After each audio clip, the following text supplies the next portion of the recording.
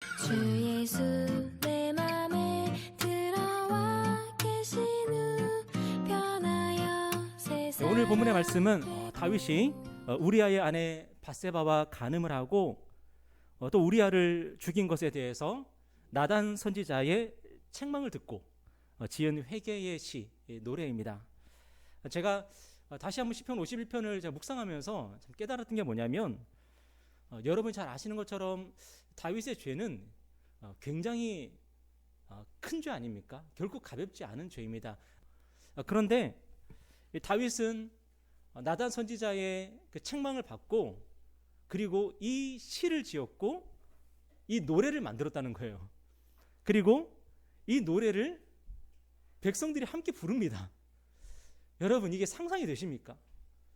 나의 인생 가운데 가장 바닥을 쳤던 시절, 내 인생 가운데 가장 부끄럽고 수치스러운 그 이야기를 시로 만들고 노래로 만들어서 함께 부르고 있다.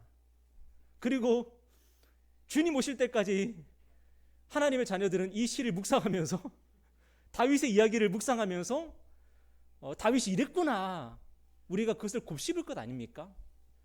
그런데 다윗이 이것을 시로 만들고 노래로 만들었다. 여러분, 우리라면 이렇게 할 수 있을까요? 내 인생에 가장 수치스럽고 가장 부끄럽고 가장 잘못한 일을 가지고 노래를 만들고 글을 쓰고 시를 쓰고, 상상이 안 되는 일 아닙니까? 그런데 다윗이 이것을 시로 만들고 노래로 만들었다는 거예요. 어떻게 이게 가능했을까? 이것은요, 나의 죄의 부끄러움보다, 내 죄의 부끄러움보다 훨씬 더 거대하고 위대하고 크신 그 사랑과 은혜를 경험해 본 사람만이 할 수 있는 거라고 생각을 합니다. 여러분, 그래서 저는 저와 여러분이 우리의 삶에 참 많은 부끄러운 일들이 있고 아픈 일들이 있고 또 남들에게는 결코 공개하지 못하는, 내놓지 못하는 그런 우리 삶에 여러 가지 사연들이 있지만 그보다 더 크신 하나님의 사랑과 은혜를 경험하시는 그런 삶이 되셨으면 좋겠습니다.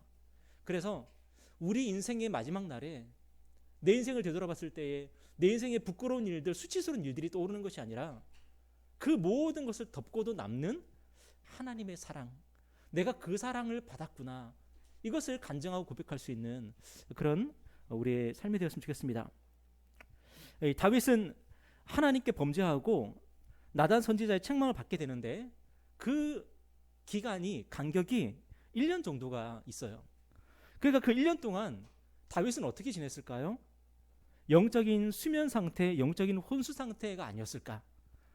그 영적인 수면 상태, 영적인 혼수 상태를 깨운 사람이 바로 나단 선지자예요. 만약에 나단 선지자가 출동하지 않았더라면 다윗은 어쩌면 평생 영적으로 다시 깨어나지 못하고 영적인 혼수 상태에 빠져가지고 그렇게 살았을지도 몰라요. 근데 나단 선지자가 출동해서 그에게 하나님의 말씀을 전했을 때에 이 다윗이 무릎을 꿇게 되고 눈물을 흘리게 되고 다시 일어서게 되는 것 아니겠습니까? 저는 오늘 우리 예배가 바로 이런 우리를 깨우는 예배가 되었으면 좋겠습니다. 여러분, 한 주간 늘 깨어 계셨는지 모르겠습니다. 어떤 분들은 늘 깨어서 말씀과 기도 가운데 하나님과 교제하셨던 분도 계셨을 것 같고요. 또 아닌 분도 있을 수 있죠. 그런데 이 예배가 오늘 저와 여러분에게 다시 한번 활력을 주고 우리를 일으키는 그런 예배가 되었으면 좋겠습니다. 우리의 예배는 늘 그런 예배가 되었으면 좋겠습니다. 여러분, 이것을 위해서 여러분 기도해 주셨으면 좋겠어요. 여러분이 기도하실 때에 여러분의 일과를 위해서, 여러분의 삶을 위해서, 또 교회 여러 가지를 위해서 기도하시겠지만 그 무엇보다도 이 목동 참교회 예배가 바로 다윗이 깨어나는, 다윗이 일어서는 것과 같은 그런 예배가 될 수 있도록 그렇게 기도해 주시기를 바랍니다. 오늘 본문에서 다윗이 하나님께 구하는 것이 있습니다. 그것이 뭡니까? 오늘 1절 보니까 하나님이여 주의 인자를 따라 내게 은혜를 베푸시며 주의 많은 긍휼을 따라 내 죄악을 지워주소서. 다윗은 하나님의 은혜와 용서를 간구하고 있습니다. 그런데 다윗이 하나님의 은혜와 용서를 구할 수 있었던 그 근거가 무엇이었습니까? 그 근거가 무엇이었냐면은 바로 하나님의 인자와 사랑, 그리고 주님의 많은 긍휼이었다는 거예요. 다윗은 하나님께 나아갈 때에 자신의 권력이나 자신의 업적을 가지고 나아가지 않았습니다. 내가 왕년에 골리앗을 무찔렀고, 내가 블레셋을 정복했고, 내가 주변의 모든 나라들을 정복했다, 내가 이스라엘을 이렇게 잘 살게 만들었다, 그것을 가지고 하나님께 나아가지 않았습니다. 자신의 어떤 공로를 가지고 하나님께 나간 것이 아니라는 거죠. 심지어 다윗이 하나님께 나아갈 때에 내가 지금 제사 드리고 있습니다, 이 제사가 얼마나 위대하고 큰 제사입니까? 상다리가 부러지도록 차렸습니다, 그러면서 나간 것도 아니에요. 제사의 능력, 예배의 능력을 가지고 나간 것도 아니에요. 그가 하나님께 나아갈 때 오직 무엇을 가지고 나갔습니까? 하나님의 사랑을 바라보면서, 하나님의 긍휼을 바라보면서 나간 거예요. 오늘 읽지는 않았지만 16절에 보면은 다윗이 이렇게 고백을 합니다. 주께서는 제사를 기뻐하지 아니하시나니 그렇지 아니하면 내가 드렸을 것이라. 주는 번제를 기뻐하지 아니하시나이다. 다윗이 자신의 죄를 가지고 하나님께 나아갈 때에 제사가 무슨 소용이 있냐, 예배가 무슨 소용이 있냐, 제사 갖고 되는 게 아니라, 예배 갖고 되는 게 아니라, 새벽기도 갖고 되는 게 아니라, 11조 가지고 되는 게 아니라 오직 하나님의 사랑과 긍휼에 호소하고 있는 거예요. 저와 여러분도 마찬가지 아니겠습니까? 우리도 하나님 앞에 범죄할 때가 많이 있죠. 하나님 앞에서 이것은 아닌데 하면서 양심에 찔림에도 불구하고 그래도 고집 피우면서 그렇게 우리가 살아가는 그 삶이 있지 않습니까? 지금 우리의 겉모습들은 다 깔끔하고 멋지고 예쁘십니다. 하지만 지금 저와 여러분의 마음속은 어떻습니까?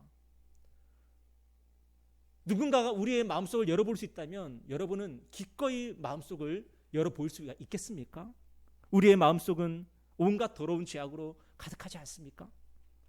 이 사실을 부인할 수 있는 사람은 아무도 없을 것입니다. 그런데 오늘 우리가 하나님께 나와서 예배할 수 있는 이유가 무엇입니까? 목동 참교회가 좋은 교회라서가 아니고, 이 예배가 잘 준비됐기 때문도 아니고, 설교자가 설교를 잘 준비했기 때문도 아니고, 여러분이 오늘 혹시라도 헌금을 많이 준비했기 때문도 아니고, 오직 하나님의 사랑 때문인 줄 믿습니다. 하나님이 우리를 사랑하신다는 그 사실 때문에 우리가 오늘 하나님께 나와서 예배할 수가 있는 거예요. 하나님의 긍휼 때문에. 하나님이 오늘도 저와 여러분을 불쌍히 여기시는 거예요. 불쌍히 여기시는 거예요. 로마서 5장 20절에 보니까 율법이 들어온 것은 범죄를 더하게 하려 함이라. 그러나 죄가 더한 곳에 은혜가 더욱 넘쳤나니. 우리가 예수님의 십자가를 생각할 때에 늘 깨달아야 되는 게 무엇입니까? 우리의 죄가 더해지면 더해질수록 하나님의 은혜는 더욱더 넘쳐 흐른다는 겁니다. 여러분이 어릴 때 죄를 많이 지으셨습니까? 아니면 지금 죄를 더 많이 짓고 있습니까? 제 경험으로는 어릴 때보다 지금 훨씬 더 많은 죄를 짓고 있는 것 같아요. 죄의 장르가 달라지고 있는 것 같고, 죄의 수준이 달라지고 있는 것 같아요. 그런데 하나님의 은혜는요, 제가 어릴 때 누렸던 은혜보다 훨씬 더 큰 은혜를 누리면서 살아가고 있는 것 같아요. 우리가 죄를 지으면 하나님은 그보다도 한없는 은혜와 사랑으로 우리에게 다가오시고 반응하신다는 거예요. 그 대표적인 예가 바로 하나님이 나단 선지자를 다윗에게 보내신 거예요. 이놈이 회개를 안 해요. 이놈이 죄를 뉘우치지 않아요. 간음을 했고 살인을 했는데도 그는 떵떵거리며 잘 살고 있어요. 안 되겠다. 하나님께서 나단 선지자를 보내시는데, 그 나단 선지자가 다윗을 책망하는 그 말씀 속에 담겨 있는 게 뭐예요? 다윗 너 죽어 그겁니까? 아니죠. 하나님이 너를 사랑하신다. 하나님이 너를 불쌍히 여기신다. 너 이제 하나님께 돌아와야 된다. 하나님께서 그거 말씀하신 거 아니겠습니까? 예수 그리스도의 십자가는 무엇입니까? 하나님의 은혜와 사랑과 용서가 흘러넘치는 화수분 같은 거예요. 우리가 아무리 큰 죄에 빠져도 하나님은 예수 그리스도를 통해서 우리를 건져내십니다. 그러므로 우리가 우리 자신의 죄와 연약함 때문에 낙심하고 좌절하면은 그건 뭐예요? 내가 내 죄 때문에 낙심하고 내 죄 때문에 절망하고 그렇게 살아간다면 어떻게 보면은 굉장히 양심적인 거죠. 어떻게 보면은 마음이 착한 거죠. 아무리 큰 죄를 지어도 그냥 보란 듯이 잘 살아가는 사람들도 있으니까요. 하지만 우리는 거기서 끝나면 안 되는 거죠. 만약에 우리가 우리의 죄 때문에 아파하기만 하고 낙심하기만 하고 절망하기만 하고, 그래서 나는 아무것도 못해요, 나는 아무것도 안 할게요, 그러고만 살아간다면 우리는 하나님을 과소평가하는 것 아니겠습니까?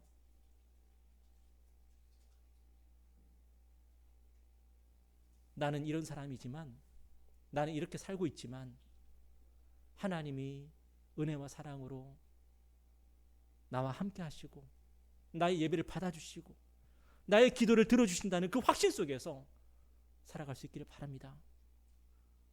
예수 그리스도 안에서 하나님은 우리의 어떤 죄도 용서하실 준비가 되어 계십니다. 하나님은 우리의 죄를 용서 못할 게 없으십니다. 우리의 죄를 용서하시기 위해서, 우리를 받아주시기 위해서, 우리를 자녀 삼으시기 위해서 이미 하나님께서 지불하신 대가는요, 하나님의 아들의 목숨이었어요. 그 하나님의 아들의 목숨을 지불하셨는데 하나님께서 우리의 죄를 용서 못할 게 뭐가 있겠습니까? 하나님은 모든 것을 하실 수가 있으십니다. 특별히 우리의 어떤 죄와 허물도 하나님은 용서하실 수가 있으십니다. 그렇다면 하나님이 우리에게 원하시는 건 뭘까요? 바로 우리의 죄를 인정하고 자백하고 하나님의 도우심을 의지하며 살아가는 것입니다. 오늘 3절 말씀 보면은 우리 3절 한번 읽어볼까요? 자, 시작. 물은 나는 내 죄가를 아오니 내 죄가 항상 내 앞에 있나이다. 우리는 우리의 죄가보다 다른 사람의 죄가를 보는데 선수들 아닙니까? 여러분은 한 주간 나의 죄와 허물이 많이 보였습니까? 아니면 다른 사람의 죄와 허물이 많이 보였습니까? 우리는 우리의 죄는 항상 작게 보이고 그럴 수도 있지 뭐. 살다 보면 그렇지 뭐. 다른 사람의 죄는 얼마나 크게 보입니까? 당신 어떻게 그럴 수가 있어?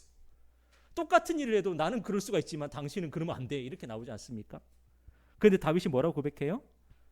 자신의 죄가를 알고 있고 자신의 죄가 항상 자신 앞에 있다고 지금 고백하고 있는 거예요. 그는 다른 사람을 신경 쓸 여력이 없습니다. 내 죄와 허물로 인해서 너무 힘들고 고통스럽기 때문에 다른 사람의 죄와 허물을 지금 볼 여력이 없는 거예요. 이게 뭡니까? 이게 바로 진정 참여하는 마음 아닙니까? 참여하는 마음. 누가복음 18장을 보면은 바리새인의 기도와 세리의 기도가 나오죠. 바리새인이 뭐라고 기도했습니까? 하나님이여, 나는 다른 사람들 곧 토색 불이 간음을 하는 자들과 같이 아니하고 이 세리와도 같지 아니함을 감사하나이다. 우리 모습 아닙니까? 이 세리와도 같지 아니함을 감사하나이다. 내 옆에 있는 사람을 보면서 우리는 이 자식 너무하네. 나는 이건 아닌데, 나는 이렇게는 살고 있지 않는데 하면서 다른 사람을 보면서 우리는 도덕적인 위로를 받을 때가 얼마나 많습니까? 그게 아닌데. 바리새인은 자신의 죄, 자신의 실체는 보지를 못합니다. 그의 눈에는 다른 사람의 죄만 보입니다. 그러니까 어떻게 됩니까? 영적인 혼수 상태에서 깨어날 수가 없는 거예요. 이 죄의 문제가 해결이 안 되는 거죠. 반면에 세리는 어떻게 기도합니까? 세리는 멀리 서서 감히 눈을 들어 하늘을 쳐다보지도 못하고 다만 가슴을 치며 이르되 하나님이여 불쌍히 여기소서, 나는 죄인으로소이다. 세리는 하나님 앞에서 자신의 죄와 씨름하고 있습니다. 자신의 죄 때문에 가슴을 치느라 정신이 없습니다. 결국에는 누가 용서를 받고 누가 의롭다 하심을 받습니까? 세리가 용서를 받고요, 의롭다 하심을 받았다는 거예요. 이게 세상의 기준에서는 이해가 안 되는 거죠. 세상의 기준에서는 바리새인이 인정을 받아야 되고 바리새인이 의롭다함을 받아야 되는데 이게 세상의 기준이에요. 그런데 하나님의 기준에서는 그게 아닌 거예요. 오히려 세리가 하나님의 인정을 받고 있고 세리가 하나님으로부터 의롭다함을 받고 있는 거예요. 다윗의 인생은 이 시편 51편 이전과 이후로 나뉜답니다. 여러분, 시편 51편 이전의 다윗의 삶은 뭐였습니까? 골리앗을 무찌는 이스라엘의 영웅이었습니다. 근데 시편 51편 이후의 다윗의 인생은 뭡니까? 그냥 죄인입니다. 죄인. 여러분 나중에 성경을 한번 읽어보세요. 다윗이 밧세바와 간음하고 우리야를 죽이기 이전에, 그 이전에 다윗은요 별로 허물이 없어요. 깔 게 없어요. 그런데 다윗의 인생이 언제 더 성장하고 성숙하고 언제 더 하나님의 은혜와 사랑을 보여주는 인생이 됩니까? 범죄한 이후예요. 이후. 범죄한 이후에 다윗의 삶을 통해서 우리는 하나님이 누구신지를 훨씬 더 정확하게 볼 수 있게 되는 거예요. 여러분, 그러면 다윗은 범죄한 것이 나았습니까? 범죄 안 하는 것이 더 나았습니까? 선택하기 애매하죠, 그죠? 다윗은 죄를 지었어야 할까요? 짓지 말았어야 할까요? 그런데 하나님은 우리의 삶을 어떻게 이끌어 가세요? 우리가 죄를 지었음에도 불구하고 우리의 죄 때문에 훨씬 더 하나님의 풍성한 은혜를 맛보게 만드시는 거예요. 그렇다고 해서 지금 제가 죄를 지으라고 여러분에게 말씀드린 건 결코 아닙니다. 하지만 하나님은 우리의 죄까지도 하나님의 은혜와 사랑을 보여주시는 도구로 쓰신다는 거예요. 사람들은 묻죠. 하나님이 진짜로 계시다면 이 세상에 왜 이렇게 악이 만연하고 이 죄를 갖다가 짓도록 왜 내버려 두시냐? 하나님이 우리를 사랑하면 죄 안 짓도록 하면 되는 거 아니에요? 죄 짓기 전에 갑자기 천둥이 한번 울려준다든지, 그래가지고 아우 내 집에 그냥 가야 되겠다 이러면서 갑자기 그냥 바른 생활 사나이로 돌아오고, 하나님이 그렇게 하시면 되는데 왜 하나님 우리가 죄 지을 때까지 내버려 두냐는 거죠. 다윗이 밧세바가 목욕하는 걸 왜 보게 하시는 거예요? 그리고 왜 밧세바를 부르게 만드시는 거예요? 왜 우리아를 죽이는데 하나님은 그때까지도 가만히 계시는 거예요? 그때 나단을 출동을 시켰어야지. 너 지금 뭐 하려는지 나 알아. 너 그거 하면 너 죽는다. 그렇게 해서 죄를 짓지 않게 만들어야 되는데 왜 하나님은 나단 선지자를 나중에 보내시는 거예요? 왜 그렇습니까? 하나님은 이 세상에 만연한 죄악까지도 하나님은 은혜의 도구로 사용하시는 거예요. 우리가 그 삶을 통해서, 우리의 그런 경험을 통해서 우리는 하나님이 누구신지를 훨씬 더 풍성하게 배워가는 거예요. 우리는 죄를 지으면 안 되지만 만약에 우리가 무결점 인생을 살았더라면 우리의 기도는 어떤 기도가 되어 있을까요? 바리새인의 기도일까요? 세리의 기도일까요? 아마도 우리 모두는 바리새인의 기도를 하면서 다른 사람을 정죄하고 다른 사람을 비난하면서 나의 무결점에 대해서 자랑하면서 살지 않았을까요? 그런데 우리 중에 한 사람도 그런 사람 없죠. 왜 그렇습니까? 우리 안에 너무 많은 죄 때문이죠. 우리의 많은 죄 때문에 우리가 죄인인 것을 가슴치며 통곡할 수밖에 없는 그 인생을 살고 있는 것 아닙니까? 뭐가 더 나은 겁니까? 17절 읽진 않았지만 17절에 보니까 하나님께서 구하시는 제사는 상한 심령이라. 하나님의 상하고 통회하는 마음을 주께서 멸시하지 아니하시리다. 오늘 하나님께서 우리에게 요구하시는 것은 다른 게 아닙니다. 깨지고 상한 마음. 깨지고 상한 마음은 다른 사람 신경 쓸 여력이 없는 거예요. 다른 사람의 죄와 허물이 보이지 않는 거예요. 하나님이 우리에게 다른 것을 원하시면 우리가 할 수라도 있습니까? 없습니다. 하나님이 우리에게 바라시는 것은 다른 게 아니죠. 가슴을 치며 하나님께 나아가는 것입니다. 하나님이 우리에게 원하신 것 딱 한 가지예요. 딱 한 가지예요. 뭡니까? 겸손. 우리 주님이 베드로를 제자로 부르실 때에 베드로가 바로 그런 모습이었어요. 누가복음 5장 8절에 보면은 시몬 베드로가 이를 보고 예수의 무릎 아래에 엎드려 이르되 주여 나를 떠나소서 나는 죄인이로소이다. 성경을 보면은 베드로의 성숙한 모습을 찾기가 힘듭니다. 항상 베드로는 우스꽝스러운 모습으로 나와요. 뭔가 실수하고 넘어지고.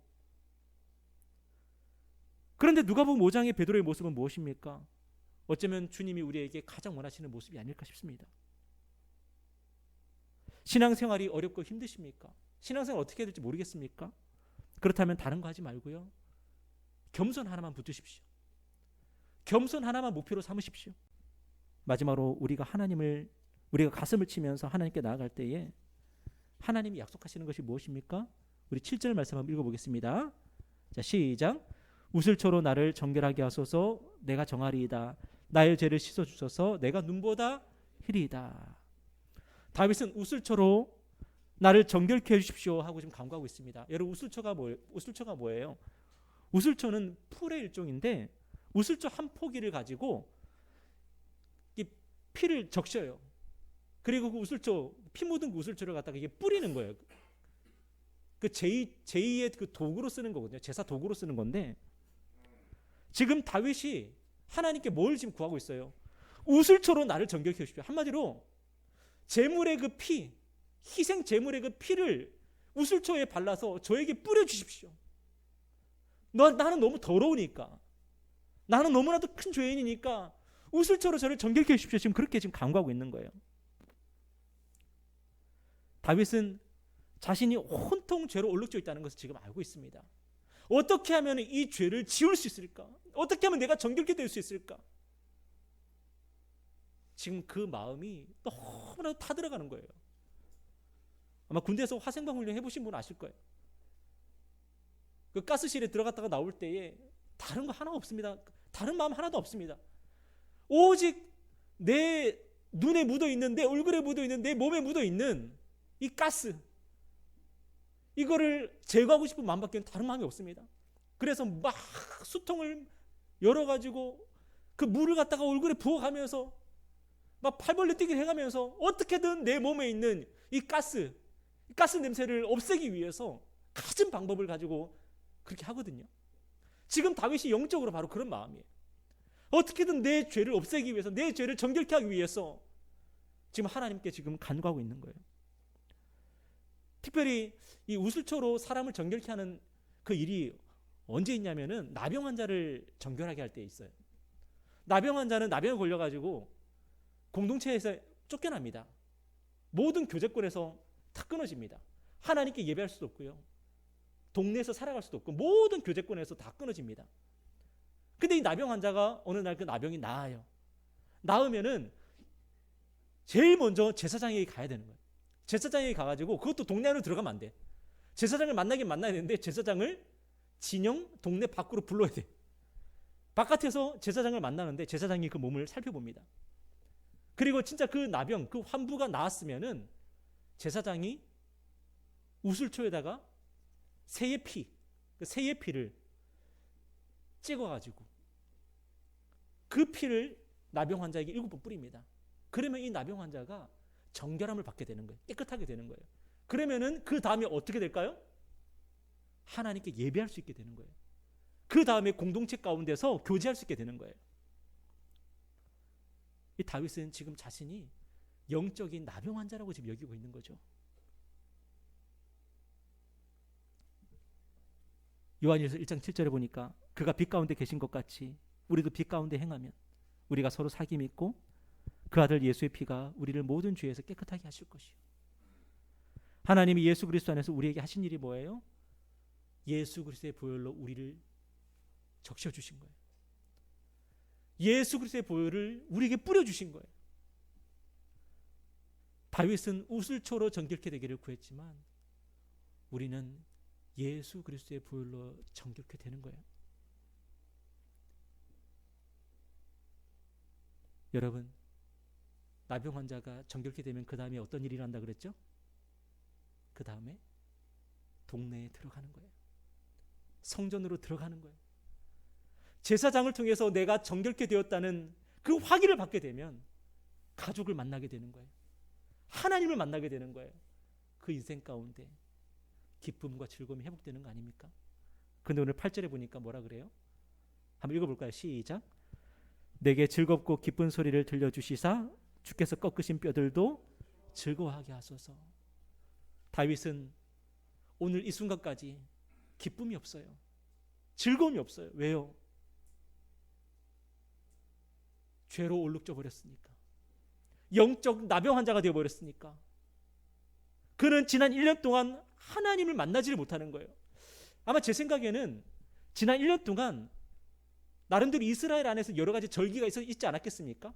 6월절 절기도 있고 맥추절도 있고 초막절도 있고 1년 동안 그 절기를 보냈을 거예요. 그 절기를 보낼 때, 그 절기 행사를 할 때 가장 중심에 있었던 사람이 누구겠어요? 왕인 다윗이겠죠. 다윗이 그 절기 행사를 할 때에 다윗이 그 맨 앞에 서서 백성들의 그 축제를 이끌었을 텐데 과연 다윗은 하나님 만났을까요? 그가 성전에 나가서 하나님을 만날 수 있었을까요? 그는 영적인 혼수 상태에 빠져서 모든 백성들이 축제를 벌이고 모든 백성들이 즐거워하는 그때에 자기 혼자 즐거워하지 못하고 하나님을 만나지 못하고 은혜를 받지 못하고 그는 영적 침체에 빠져서 고통스러워했을 거예요. 그런데 이제 다윗이 뭐라고 하나님께 간구해요? 내게 즐겁고 기쁜 소리를 들려주십시오. 주께서 꺾으신 뼈들도 즐거워하게 해주십시오. 지금 내 뼈가 어떻게 된 상태예요? 다 꺾인 상태예요. 말이 아니죠 지금. 여러분, 우리가 예수 그리스도의 보혈을 의지하고 성령을 의지할 때에 우리는 정결함을 받습니다. 여러분 믿으십니까? 여러분이 지금 예수 그리스도의 십자가를 붙들고 있다면 하나님은 예수 그리스도의 보혈로 여러분을 적셔주십니다. 우리를 정결케 하십니다. 그때 우리 삶에 찾아오는 게 뭐냐면 바로 기쁨이에요. 즐거움이에요. 왜요? 하나님을 만나니까. 하나님을 만나게 되니까. 오늘 우리 가운데 혹시 기쁨과 즐거움을 잃어버린 사람이 있습니까? 삶이 무료하고 그냥 따분하기만 한 사람이 있습니까? 왜 우리는 삶의 의미를 잃어버리고 살아가는 것처럼 느껴질까요? 핵심은 뭐냐면 하나님과의 교제예요. 하나님과의 교제. 우리는 영적인 나병 환자들이 아니거든요. 우리는 하나님의 자녀들이거든요. 우리는 하나님께서 우리를 불러주셨고 하나님과 한 상에 앉아서 우리는 하나님과 함께 밥을 먹는 사람들이거든요. 그런데 하나님의 자녀이면서 마치 나병 환자처럼 살아가는 사람들이 있는 거죠. 하나님과 교제하지 않습니다. 예배당에 나와 있지만 예배를 드리고 있지만 하나님을 만나지를 못합니다. 성령 충만이 무엇인지를 그 감을 완전히 잃어버렸습니다. 내가 하나님을 처음 만났을 때 그 구원의 기쁨과 감격 하나도 생각이 안 납니다. 여러분 왜 그렇습니까? 우리가 우리의 죄를 가지고 하나님 앞에 나아가지 않기 때문에, 이 죄를 해결받지 않기 때문에, 계속 그 죄를 품으면서 살아가고 있기 때문에 우리의 삶에 기쁨과 즐거움을 우리는 다시 맛보지 못하는 거죠. 무엇이 우리 삶을 기쁘고 즐겁게 만들어줍니까? 우리 삶의 참된 의미는 어디서 오는 겁니까? 하나님과의 풍성한 교제로부터 오는 거예요. 저와 여러분은 하나님 때문에 기뻐하고 즐거워하는 존재로 하나님께서 새로 창조하셨어요. 우리에게 다른 어떤 것도 이제는 기쁨이 되지 않는 인생이 된 거예요. 예수가 나를 기쁘게 하는 거고요. 성령의 기쁨으로 우리는 살아가는 사람들이지 우리는 세상의 어떤 것으로 기뻐할 수 있는 존재가 아닌 거예요. 고린도전서 1장 9절에 보니까 너희를 불러 그의 아들 예수 그리스도 우리 주와 더불어 교제하게 하시는 하나님은 미쁘시도다. 하나님이 우리를 부르셔서 뭐하게 하셨다고요? 예수 그리스도와 더불어 교제하게 하셨어요. 예수님과 동행하게 하셨어요. 예수님과 함께 더불어 먹고 마시게 하셨다고요. 그런데 이러한 삶을 잃어버린 사람들 어떻게 기쁠 수가 있습니까? 어떻게 즐거울 수가 있습니까? 어떻게 인생의 삶의 의미를 발견할 수가 있습니까? 우리의 신앙의 가장 1차적인 목표는 뭐냐면 교제하는 것입니다. 하나님과 교제하는 것이고 우리 예수님과 교제하는 것이고 그리고 우리 성도들과 함께 교제하는 것이고, 교제하는 것보다 더 중요한 거 없는 거예요. 마르다와 마리아를 생각해 보십시오. 마르다는 일하느라고 정신없었고 마리아는 예수님 앞에 예수님 발치에 앉아가지고 예수님 말씀을 듣느라 정신없었습니다. 하나는 일을 선택하고 하나는 교제하는 걸 선택했습니다. 여러분은 어떤 사람이 되시고 싶으십니까? 저는 우리 교회가 다른 것은 잘 못하고 미숙해도요 교제하는 것은 잘하는 교회가 됐으면 좋겠습니다. 왜요? 우리의 의미가 바로 여기서 오기 때문에, 우리의 기쁨과 즐거움이 여기서 오기 때문에 그래요. 예수님과 교제하기를 잘했으면 좋겠습니다. 여러분 성도들과 교제하기를 잘했으면 좋겠습니다. 그리고 우리 교회가 다른 교회와 교제하기를 잘했으면 좋겠습니다. 그리고 선교사님들과 교제를 잘했으면 좋겠고, 할 수만 있다면 선교지의 성도들과 교제를 잘 나누었으면 좋겠습니다. 이렇게 교제하기를 잘하고 교제하는 것을 최우선순위에 두는 그런 교회가 되었으면 좋겠습니다. 오늘 우리는 어디서 인생의 목적과 의미를 발견하고 있습니까? 주님과 함께 먹고 마시는 것, 이것이 바로 저와 여러분의 최고의 인생의 목적과 의미가 되었으면 좋겠습니다. 말씀 맺겠습니다. 죄는 결국은 하나님과 우리의 교제를 단절시킵니다. 여러분이 죄를 짓는다 그래서 여러분이 구원받지 못하는 거 아닙니다. 여러분이 이미 예수 그리스도의 보혈에 적심을 받았고, 여러분은 예수 그리스도의 보혈로 정결케 된 사람들입니다. 하나님께서 여러분을 이미 깨끗하게 하셨고, 여러분은 더 이상 영적인 나병 환자가 아니라 하나님의 자녀들입니다. 여러분이 죄를 짓는다 그래서 여러분은 구원을 잃어버리는 건 결코 아닙니다. 하지만 우리가 죄를 지으면 무엇을 잃어버립니까? 구원의 기쁨과 즐거움을 잃어버립니다. 여러분, 세상으로부터 기쁨을 구하시겠습니까? 아니면 하나님으로부터 기쁨을 구하시겠습니까? 세상과 교제하면 세상으로부터 기쁨이 옵니다. 하나님과 교제하면 하나님으로부터 기쁨이 옵니다. 여러분은 무엇을 누리며 살고 싶으십니까? 그럼에도 불구하고 하나님이 우리를 사랑하십니다. 하나님이 우리에게 은혜로우십니다. 하나님은 우리를 불쌍히 여기십니다. 그리스도 안에서 언제든지 우리를 용서할 준비가 되어 계십니다. 여러분, 하나님께 나아가십시오. 내 인생의 기쁨과 즐거움을 잃어버렸다면 다시 한번 하나님께 엎드리십시오. 그리고 하나님과 교제하기를 원합니다. 내 죄 하나씩 토설하면서, 뱉어내면서, 자백하면서 이 죄의 문제 하나하나, 하나님, 이제는 하나님 앞에서 믿음으로 살기를 원합니다. 고백하면서 하나님과의 교제가 회복되고 여러분의 기쁨과 즐거움이 회복되고, 그래야 해서 그 기쁨과 즐거움을 많은 성도들에게 나눠주는 그런 복된 인생 살아가시기를 주님의 이름으로 축원합니다. 기도하겠습니다.